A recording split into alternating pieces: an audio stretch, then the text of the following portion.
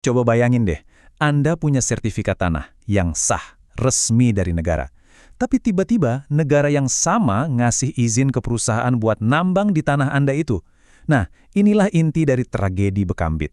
Sebuah kasus yang bikin kita semua bertanya lagi, apa sih arti kepemilikan tanah yang sesungguhnya?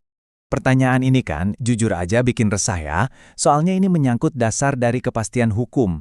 Kalau sertifikat yang Anda pegang bisa tiba-tiba dianulir sama izin lain, terus apa dong jaminan yang kita punya? Ini pertanyaan yang dampaknya bisa kena ke setiap pemilik properti di Indonesia. Dan kasus di Berkambit inilah yang mengubah pertanyaan teoritis tadi jadi kenyataan pahit bagi warganya. Oke, sekarang mari kita bedah inti konfliknya, benturan antara sertifikat hak milik yang dipegang warga melawan izin usaha pertambangan. Yang bikin rumit dua-duanya sama-sama dikeluarkan oleh negara. Jadi di satu sisi, ada warga yang sudah mengelola lahan ini secara turun-temurun. Mereka pegang dokumen yang seharusnya jadi jaminan paling tinggi dari negara, sertifikat hak milik atau SHM. Bagi mereka, ini jelas bukan sekedar kertas, tapi bukti kepemilikan yang absolut atas tanah leluhur mereka. Nah, di sisi lain, muncul sebuah perusahaan. Mereka juga punya dokumen resmi dari negara, namanya Izin Usaha Pertambangan atau IUP. Masalahnya, izin mereka ini tumpang tindih dengan tanah warga. Akhirnya, bentrokan pun jadi nggak terhindarkan. Nah, ini kan paradoks utamanya. Kok bisa sih negara nerbitin dua klaim yang sah tapi saling bertentangan? Ini yang memaksa kita untuk melihat lebih dalam. Sebenarnya gimana sih aturannya?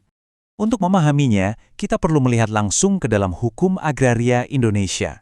Dan yang sangat menarik di sini adalah bagaimana hukum kita mendefinisikan apa itu kepemilikan. Menurut Undang-Undang Pokok Agraria, SHM adalah hak atas tanah yang, dengerin ya, terkuat dan terpenuh. Bahasa ini tuh sengaja dipilih untuk memberikan rasa aman dan kepastian hukum yang paling tinggi bagi para pemiliknya. Tapi, nah disinilah letak kerumitannya.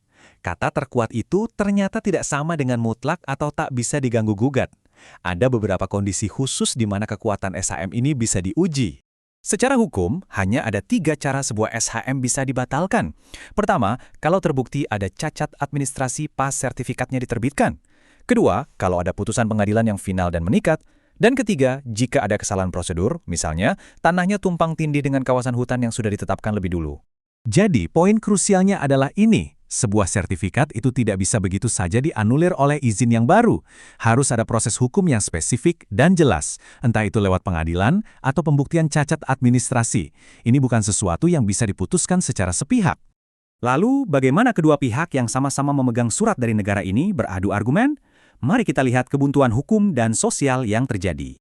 Warga berargumen, kami memegang jaminan dari negara. Kalau ini dibatalkan, di mana konsistensi negara? Di sisi lain, pemerintah dan perusahaan berpegang pada izin usaha yang juga sah, sambil bilang, tata ruang wilayah harus diikuti, dan investasi ini penting untuk kepentingan ekonomi nasional.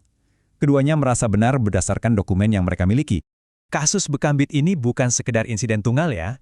Justru, kasus ini menggambarkan dengan sangat jelas tantangan sistemik yang jauh lebih luas dalam pengelolaan lahan di Indonesia. Akar masalahnya seringkali sama di banyak tempat. Izin yang saling tumbang tindih, rencana tata ruang yang sering berubah-ubah, data antar lembaga pemerintah yang nggak sinkron, dan yang paling mendasar, benturan antara target investasi dengan pelindungan hak-hak masyarakat lokal. Pada akhirnya, semua ini bermuara pada satu ketegangan yang fundamental. Di satu sisi, negara itu wajib melindungi hak milik warganya. Tapi di sisi lain, negara juga punya wewenang untuk mengelola sumber daya alam demi kepentingan ekonomi yang lebih besar. Kasus seperti Bekambit ini terjadi tepat di titik temu dua kewajiban yang saling berbenturan ini. Dan ini membawa kita pada pertanyaan penutup yang sangat kuat. Kalau benar sertifikat yang dianggap sebagai bukti terkuat bisa dikalahkan oleh izin usaha, lantas di mana posisi rakyat kecil? Apakah sistem hukum kita sudah memberikan kepastian, atau tanpa sadar justru menciptakan benih-benih konflik baru? Sebuah pertanyaan untuk kita renungkan bersama.